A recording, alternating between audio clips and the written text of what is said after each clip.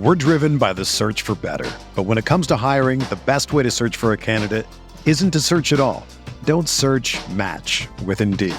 Indeed is your matching and hiring platform with over 350 million global monthly visitors, according to Indeed data, and a matching engine that helps you find quality candidates fast.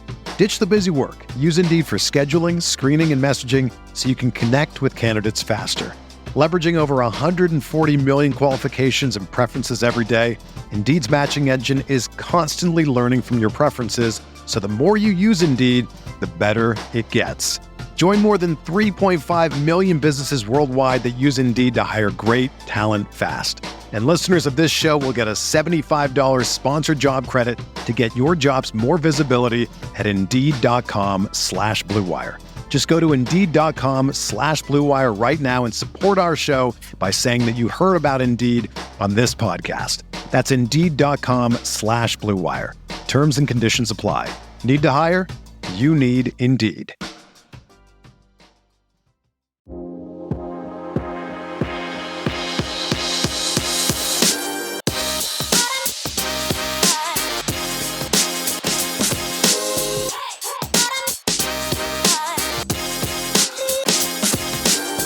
What's up, Cal fans? We are back. We're back with a special episode called, for all my Hamilton fans, What I Miss. Let me tell you, what I miss in the last 8 months. It's been that long. Has it been 8 months? This is the Golden Bearcast, by the way. Proud partner of the Blue Wire Podcast Network. My name's Andy, co-host Rob. Rob, yes, it's been 8 months. It might be longer than that. It's been since January. Okay, well, I mean, it is August, so 7 months? Fine. Yeah. Technicality.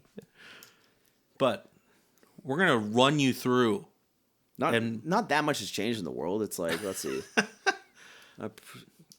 President decided not to run. Yeah. The Olympics happened. Some sort of European Soccer Cup. The European Championships happened. The Copa America happened. NBA Finals. NBA Team USA changed their head coach. Yeah. NBA draft. You know, just not much. Small things. Not much. A new chancellor started at Berkeley. Like, just, you know. Whoa. No spoiler. No spoiler. Spoiler alert. All right. But we got a lot. We got a lot to talk about today. But we're going to try and run through this. We're going to run through this. I'm going to run through the topic names, and then, Rob, you're going to fill in all the details. And I will add comments where applicable. Okay. Where you deem them necessary. Otherwise, just dead silence. Monologue. We're going for it. All right, here we go. All right, number one. News story number one from the last 8 months. Mark Madsen signs an extension with Cal. Yeah. This was huge. I mean, because BYU apparently came calling like right after they lost their head coach to Kentucky because Coach Calipari decided to jump ship to Arkansas like way deep into the offseason. Way deep. So thank God he signed the extension and is wanting to stay here in Berkeley because last season was great and we're building off of that. So it's great to see. We're locking him in. If it felt like it was easy to do, which I think is like the good thing. Like it wasn't a contractual like negotiation like struggle. It just felt like it was like, oh, they're calling. Well, let's just get this done. And he, I think, was reciprocating the wish to stay here. So. It wasn't a chicken spaghetti struggle? No, it wasn't. It wasn't there a chicken. Weren't no. Leaked articles in random Missouri papers. Nope.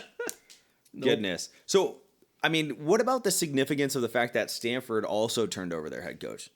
Yeah, I'm sure that Stanford came calling at least once too, at least to gauge some interest. But no, he is here. He's here to stay, at least for the immediate future. So we place a heavy emphasis on alma mater and that tie through of sort of being, I would always love to coach it. But there is also a huge attachment for, I think, somebody that gives you your shot. Yeah. Right. And I think that we've looked at it that way in regards to football. And that Stanford looked at it that way in regards to basketball. Yeah. And it always felt like, if Madsen succeeds, then the second that he has success, Stanford's going to come calling and he'll jump ship. And I actually think that the attachment to the university, like, of course, like, that is a cool thing, but I think it means more when you're a little bit more undiscovered. Yeah. Like, I'm trying to think, was it Mike Norvell? Is he at Florida State? Yeah, Florida State. Yeah. And he was like, you know, like Yeah, he kinda Nevada. came up. So, no. Oh no, sorry, I'm thinking of the other Norvell, Okay. who Maybe- was at Nevada, went to Colorado State. Oh, I might have said the wrong name then. It Anyway, is Mike Norvell. Okay. You're right. Yeah. I just think that like there are clear examples, obviously, where folks go. I mean, Harbaugh was an easier example for me to draw on. Like, right, went to Michigan, played at Michigan, then he goes and becomes a head coach. But I think like Harbaugh's brand at the time was also down. Yeah. Like it wasn't like he was at his peak and with the Niners, and then all of a sudden Michigan came and was like, "Yo, dude, you just lost Super Bowl. You want to come coach Michigan?" And he was like, "Of course, you're my alma mater."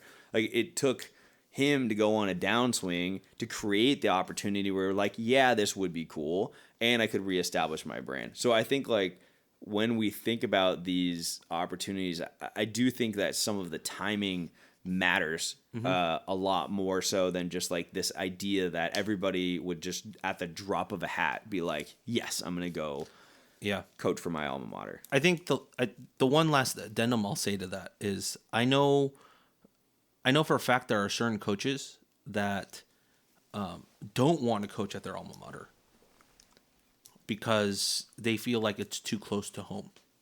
Sure. That if they have already an image by fans, right, from their time there, they don't want to taint that by going back and not succeeding. Like the pressure to succeed is going to be ridiculously higher if you're going back to your alma mater, especially when you're coming from a place of success, right? Or you're coming with a little bit of hype.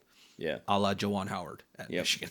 Yep. You know? So, yeah, I think there are coaches like that. And that, I mean, that's not to say they're not competitive. It's just that that place has a soft spot for them that they don't want to they don't need to open that and revisit that.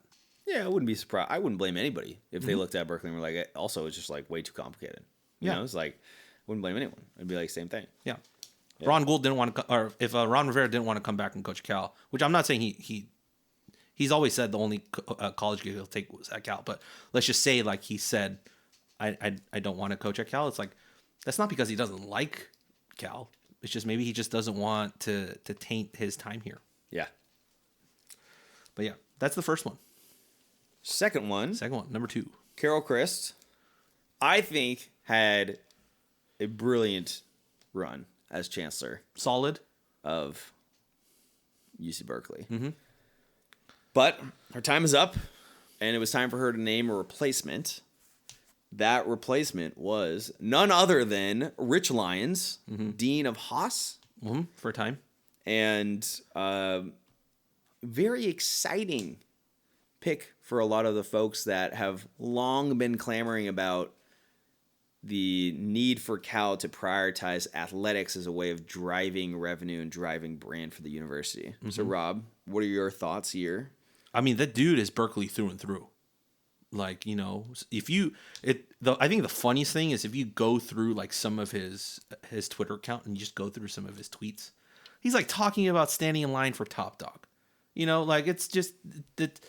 Like, I think we were talking to Wilcox a couple weeks ago during fall camp, and they asked about if he had the chance to talk to Rich Lyons, and he actually said that one of the first people he had lunch with when he got to Berkeley was Rich Lyons, and that's 7 years ago.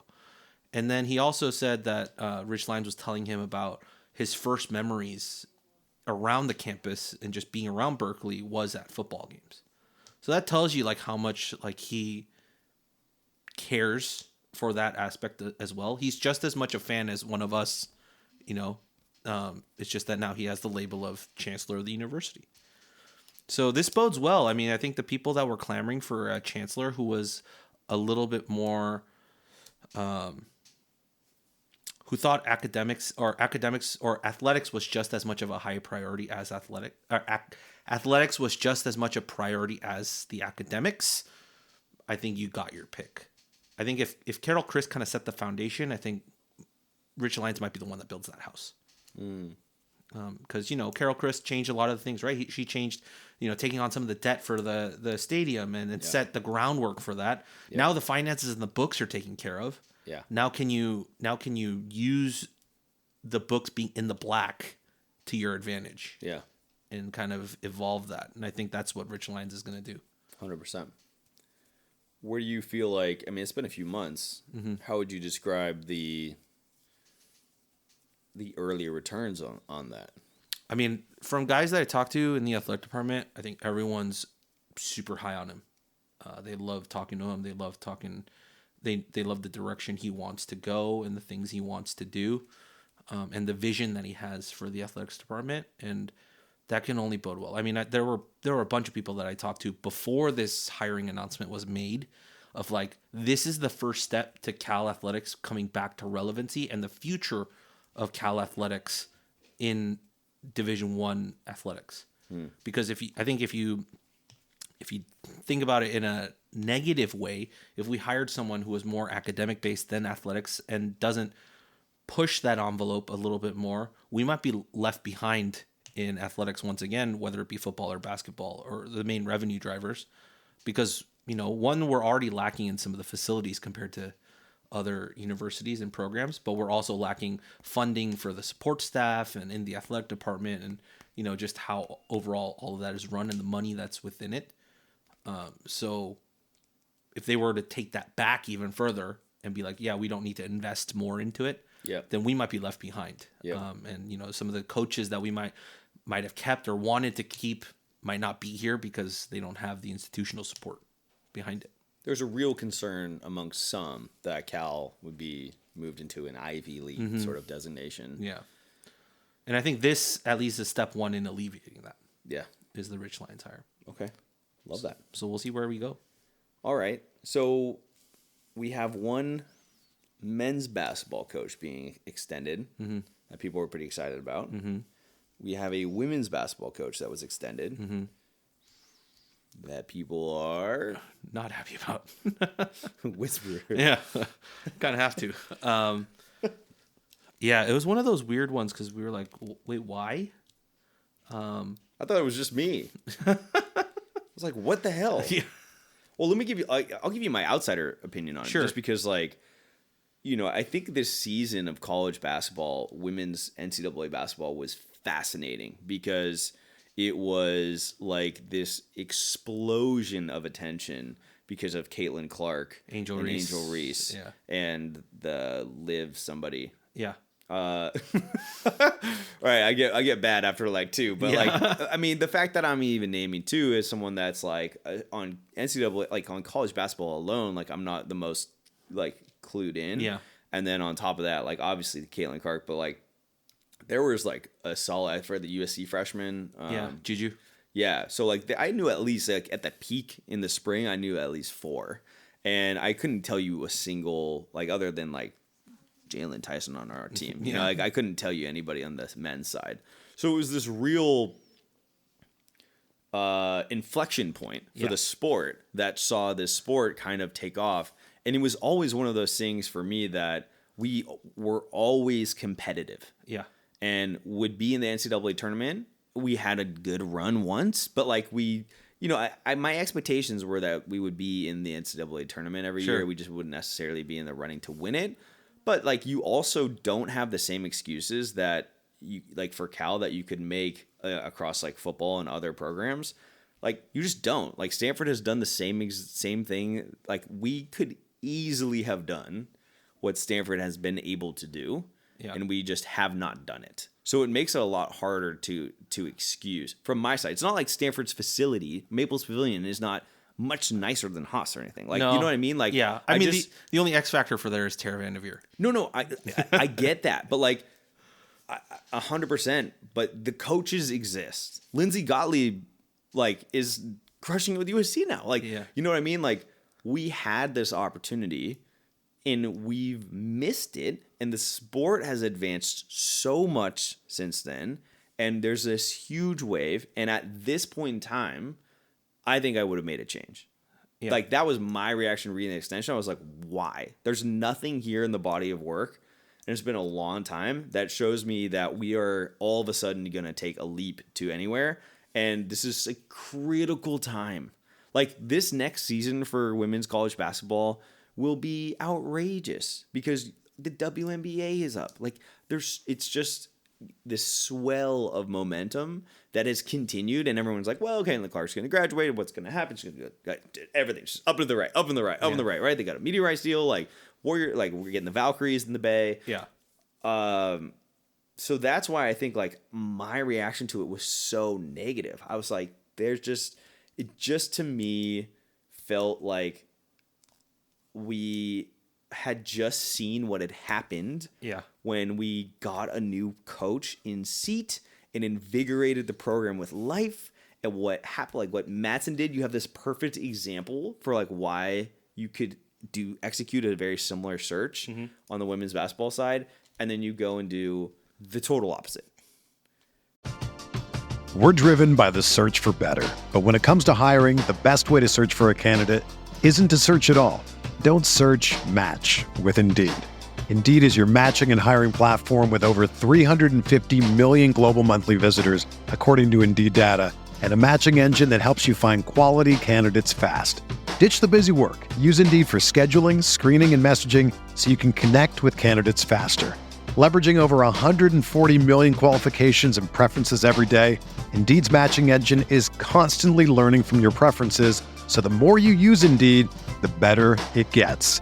Join more than 3.5 million businesses worldwide that use Indeed to hire great talent fast. And listeners of this show will get a $75 sponsored job credit to get your jobs more visibility at Indeed.com/Blue Wire. Just go to Indeed.com/Blue Wire right now and support our show by saying that you heard about Indeed on this podcast. That's Indeed.com/Blue Wire. Terms and conditions apply. Need to hire? You need Indeed. That's my casual fan perspective. I think you're spot on. There's not much to add on to that, even from my perspective. Like, I was a bit hands off with women's basketball this year. I didn't go to as many games as I did the year before. The team was better this year for sure, right? And they were like on the cusp of getting into the NCAA game or NCAA tournament if they just had one or two more marquee wins. But I think that's the thing with Sharman Smith's tenure here so far is we just don't have those marquee wins. There just hasn't been those.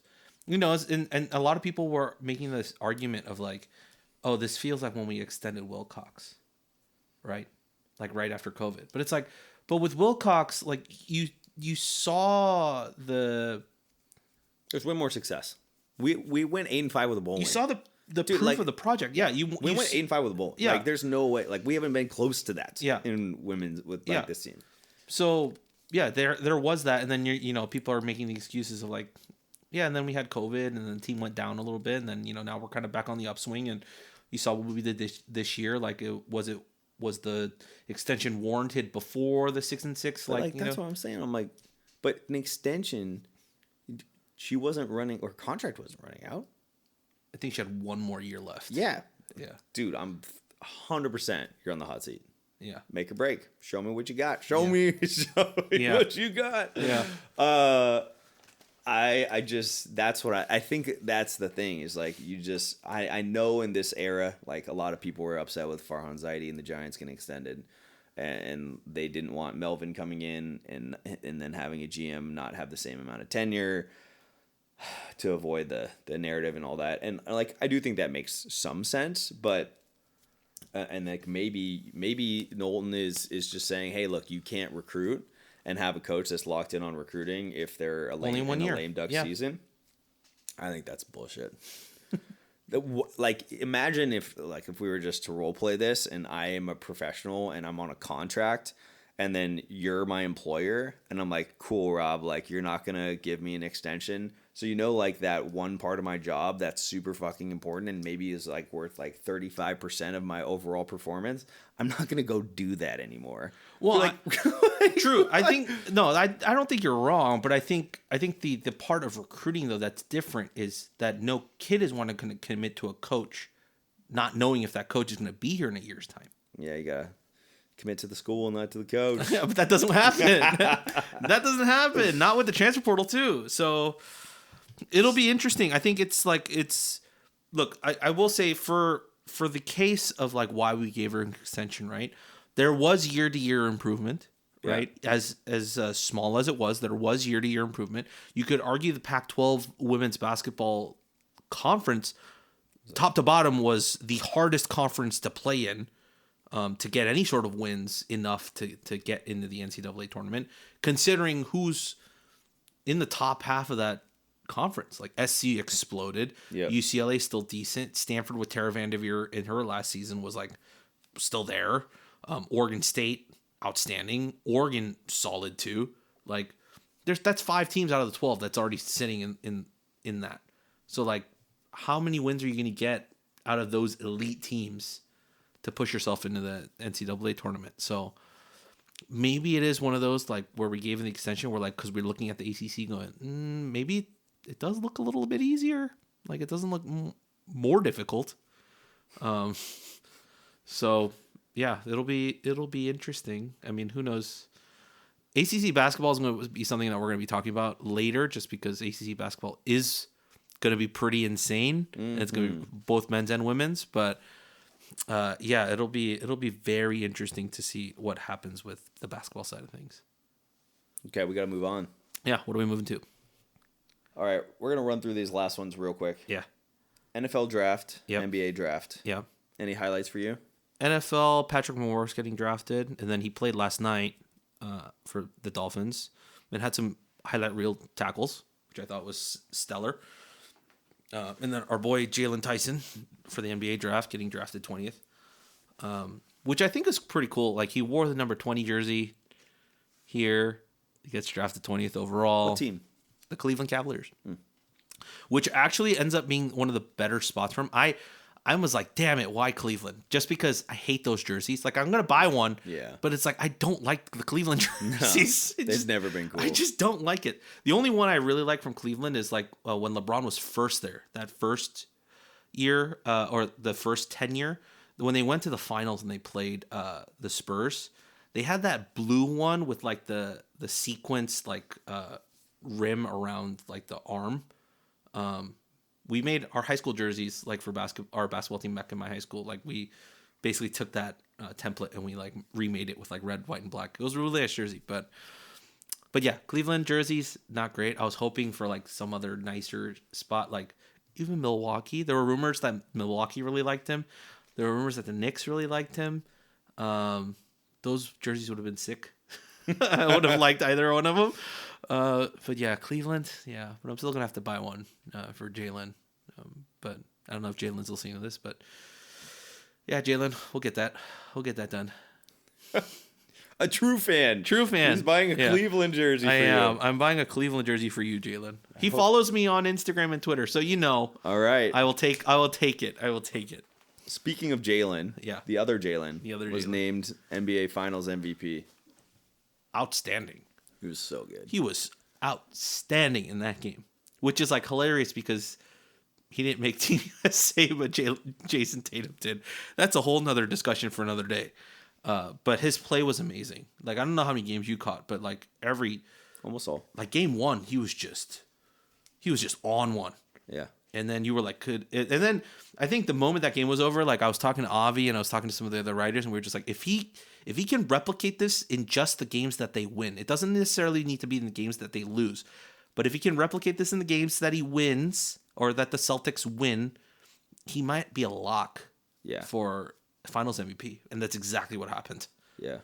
Stellar performance from a dude that everyone was like, he can't shoot.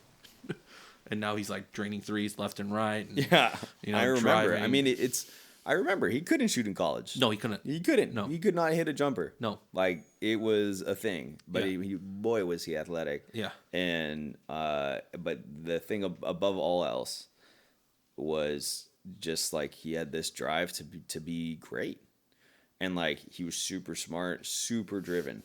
And I think like that's what we've seen from Jaylen Brown in his pro career. It's not so much about like, he has the athleticism, but he's got this eagerness He's got the work ethic behind it.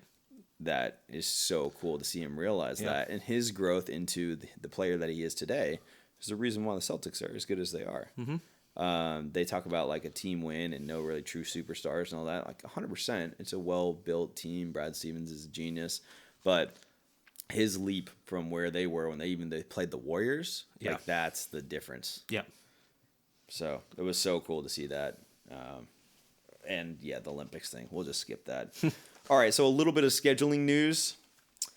Florida, we're not going. We're not going to the Swamp. I'm so upset. Are you? So upset. Yeah. Gainesville. Yeah. You wanted to go to Gainesville. I wanted to go to the Swamp just because, like, for me, you know, when we were growing up, like the Tebow Florida teams were just so much fun to watch. So like that's why the Swamp was always on my bucket list, because I remember watching highlights of those games. I remember playing NCAA football. Exactly. And then hearing the chants in that game. Yeah. And I was like, I would like to go to a game at that stadium. Yeah. I think the Swamp was definitely always on my list, and it was like perfect. The reason to go, right? You know, my team is playing at the Swamp. So I was looking forward to this, and then God damn it. Like, I do agree, you know, but for a different reason. Yeah. I was very happy that our last game against the baby brother Bears was, and so UCLA is taking Florida's place. We will have UCLA scheduled as a non-conference for 4 opponent years. For 4 years. Yeah. But it was just so fine. Yeah. To just like leave on a win. I was like, all right, cool. Yeah. See you never, guys. Yeah. Maybe revisit in like 10 years time, you know, as like a one-off, like, you know, early season game as just like a rivalry rekindled. But like this feels like either it's one of two things. It's like you say bye to your friend from the restaurant, and then you're like, oh yeah, I'll see you next week, man. And then you start walking in the same direction because your car's parked in the exact same spot. Parked right next to you. Yeah. Exactly. We're like, oh yeah, see ya. Last game against UCLA, and it's like, never mind.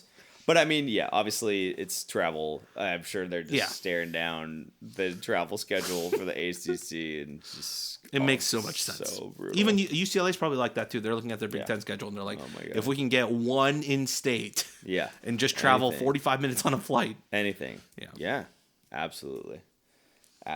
So, all right, we'll be back in the Rose Bowl. You've had Wendy's nugs dipped in sauce, but have you had them covered in sauce? Wendy's new saucy nugs take the crispy and spicy nugs you love and turn them up to 11. Choose between flavors like buffalo or honey barbecue, garlic parm, or if you're a real heat seeker out there, you can try spicy ghost pepper, only on Wendy's signature spicy nugs. Listen, I'm going to dare you to do it. I dare you. That's 7 delicious ways to try the nugs that you already love.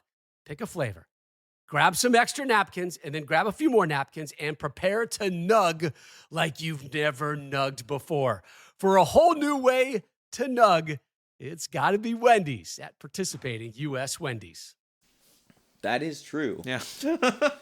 So that was really actually fascinating. I didn't have this planned to be a topic, but the stuff with the Rose Bowl holding out from the college football playoff and essentially saying that they didn't want a semifinal game, that they would want to be a quarterfinal game to keep the January 1st date is so interesting.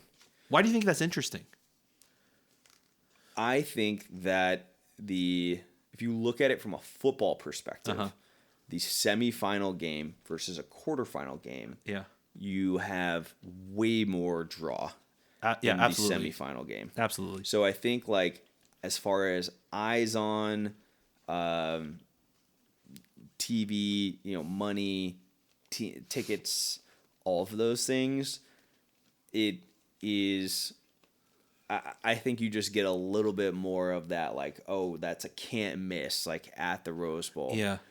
The quarterfinals, but like, and then the flip side of what I saw them say is that like the Rose Bowl was synonymous with January 1st. Yeah.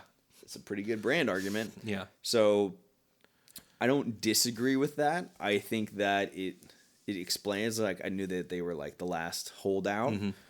But I don't know. I mean, if I was faced with that decision, would I maybe consider like foregoing this whole idea of like January 1st being our day and just want the semifinal game? Like, I think I would. But Yeah. and I don't know if that means you can't do the parade or anything like that, or if just the whole thing doesn't work because it's not a holiday. So I don't know. I mean, it's one of those things where it's like, is it best for you to keep the tradition, or is it best for you to follow the interest? And the thing is about like quarterfinals is they're quarterfinals. And if they're non-competitive after a couple of years, then your probably best bet is hoping that some regional teams are in there so that you can sell that thing out. I think it makes sense. It makes total sense. I think as far as like the day off, it's actually, I should say this because I've said on previous podcasts, like to see an institution go for tradition over money is actually something that refreshing. Is refreshing. Perfectly. I think that's perfectly it. I think for me too, it's like, yeah, you could easily have gone with the flow and chased the money in this, but the fact that they stood by it and is like, no, like this is the tradition of the Rose Bowl. Like we're not just gonna just give that up, over in a single year after doing this for God knows how many years. The thing I'm curious about that I haven't looked into is I wonder if, because you and I, anyone who's like grown up on the West Coast and watched college football, I think it's the Rose Bowl is like just one of those synonymous things that you just always did on January 1st. Yep. You woke up, you watched the parade, you watched the game. So I do wonder, I don't know if any other bowl has that type of tradition, any of the New Year's Six bowls. No. Do they have a tradition that far, like something? Cotton Bowl or I don't know. I don't think I watch enough of those bowl games to know if there's the pomp and circumstance before the game that's just as heavily done, but like we just don't care about it because usually it's not any of the teams that like I care about playing in it, and I only care about the game. So I'd have to do some research into that, which I think might be fascinating, but it is true. Like everyone knows the Rose Parade happens. Like everyone knows that's what happens on January 1st on ABC. Yeah. So yeah, I think for them to hold it, like kudos to you, sir. A golf clap and a kudos to you. Sirs, women, yeah. Whoever. Madam, yeah. All of it. Everything that encompasses the Rose Bowl. Yes. Okay, and then the last bit is that the Regents finalized the calimony payments. Calimony. Which is hilarious because, it's a great transition. Because the writers and I were talking about this. Like, how funny would it be is like when UCLA comes up here to play us, like at halftime, they hand us like one of those grand big checks. Like Joe Bruin has to hand it to Oski. For $10 million. Just hand it off at the 50-yard line. Dude, I would die if they did that. I would absolutely die. I hope the band does something like that, though. I hope the band like kind of plays off of it and knows and does that one year where they're doing when they come up to visit. But I mean, everyone says it's like why like UCLA fans like on Twitter and all that, they're like, like who cares? Like it's not you guys don't care about athletics. It's not our fault. And it's like that, but that's not the point. It's like we're a part of a single entity, and if you're taking away money from one entity without thinking about it, then yeah, the bosses are going to be a little like, what the hell are you doing? Yeah, I mean, you have the exact opposite example in Arizona and Arizona State and sticking together and them one of the schools saying, hey, we want to make this move, and they said no, like you guys got to go together. Yeah. And I don't know if that would have kept UCLA from making the move, or if it would have meant Cal's inclusion and potentially Stanford's inclusion in the move. But no matter whatever way it probably would have been, the overall stability of the position of those universities and institutions would have been better had they stuck together versus separated. So, I mean, it is what it is at this point. I'm just happy it's happening. I can't worry about UCLA fans being upset with me because, you guys are in the Big Ten. Honestly, like you're getting paid so much money. Like who cares? Like dude, who cares? Like, I say the exact same thing when I like see like soccer news. Like, with European soccer, it's like you can spend money to buy and sell players, right? Yeah. And people are like, we spent too much money on this player, or like, why aren't we spending enough money? the argument I go with is like, it's not your money. Who cares? Like, I get that you care about the team or the program to that extent. If there's a cap, then sure, you can care about it because it has long-term impact. But if there's no cap or negative consequences, then just who cares? Who cares? Who absolutely cares? As long as they're doing, like, you can shout at them after they do their job and they totally dismantle your team, like what's happening with the French team at Bordeaux. Like, they filed for bankruptcy because, like, they mishandled all their finances for years. Even with in the Premier League, like, Everton is getting a slap on points deduction because they spent their money wrong. Like, now they have PSR, which is like this algorithm of how much money you're bringing in versus how much money you're spending on players, and you can't exceed a certain percentage of the money that you're bringing in. It's like a debt to income ratio, right? But they're doing that. They're doing that to maintain competitiveness. That one owner doesn't come in and just decide to spend $4 billion on players, right? And totally make their team into an A tier team and like just throw the entire league into whack. Yes. So yeah, isn't that what happened with Chelsea? Basically, that's what's happening with Chelsea. Chelsea has an issue though right now where there's a running joke where it's like, as soon as a team says a player is up for sale, Chelsea has already like made a bid. They've bought like 9 goalkeepers, which makes no sense from a team building perspective. But that's neither here nor there. If they acquire all the goalkeepers, then there will be no one to play goalie. There's a hilarious thing of like, like a soccer like field where you like, make your lineup, right? There's a meme for Chelsea where it's like, this is how Chelsea's going to line up, and it's just 8 goalkeepers. So yeah, once again, with all this stuff, it's not our money. We really shouldn't be caring this much. Yeah, that like we're having to pay or they're having to give us money, but it is funny. Just want to talk about it. Is that it? That's all I got. Oh, we are good. We ran through the news for y'all. We probably won't be doing this again just because we'll be on top of the news. We won't be taking 8 months off. We won't be taking 8 months off. But yeah, that wraps it up for us here on the Golden Bearcast. If you're listening to us, you know where to find us. You can find us on Twitter at Golden Bearcast. You find all the written stuff at RedfordCalifornia.com. And until next time, folks, as always, go Bears. Go Bears.